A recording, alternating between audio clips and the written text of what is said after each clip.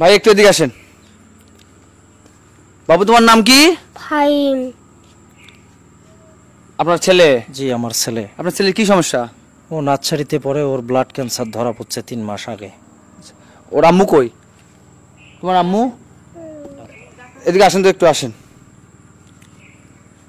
আপনার ছেলে কতদিন থেকে অসুস্থ? 3 মাস থেকে অসুস্থ। 3 মাস? হ্যাঁ, কি হয়েছে? ব্লাড ক্যান্সার ধরা পড়ছে। একটু এদিকে আসেন, আপনি একটু এদিকে আসেন। ভাই আপনি একটু এবার আসেন তো।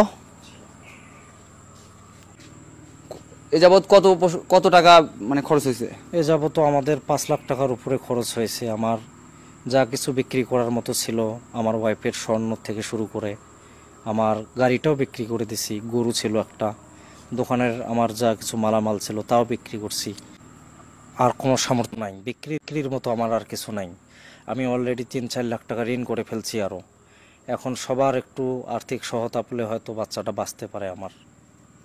আমি আপনাদেরকে অনুরোধ করব, যে যেখান থেকে এই মুহূর্তে ভিডিওটা দেখছেন দয়া করে শেয়ার করবেন, এবং যদি মনে করেন যে আপনি 50-100 টাকা করেও যদি দেন তাহলে এই পরিবারটার ভালো হবে, ওনার সন্তানকে ওনারা আগের মতো সুস্থ করতে পারবে। বাবা তুমি কি সুস্থ হতে চাও? আগের মতো সুস্থ হতে চাও? তোমার নাম কি বাবা, আরেকবার বলো তো। ফাইম। তুমি কি আগের মতো সুস্থ হতে চাও?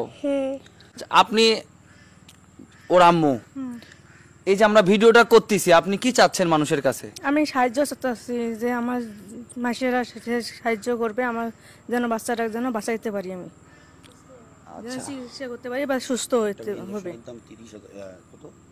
30,000 টাকা একটা করে ইনজেকশনের দাম, 30,000 টাকা আর 10টা ইনজেকশন বাকি আছে।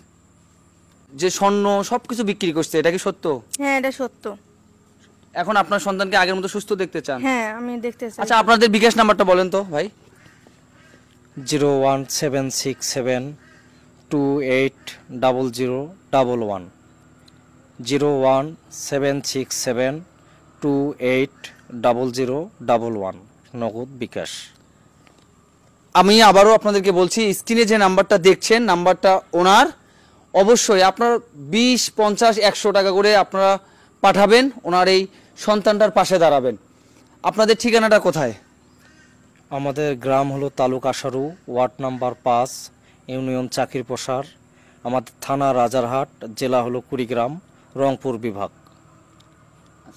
আমি আপনাদেরকে আবারও অনুরোধ করছি, যে যা পারেন ওনাদের এই অসুস্থ ছেলের পাশে দাঁড়াবেন আর ভিডিওটা শেয়ার করবেন। আমি আপনাদেরকে বলবো, এই যে 5 লক্ষ টাকা ওনারা চিকিৎসার পিছনে ব্যয় করছে, এখন ওনাদের একটা করে ইনজেকশন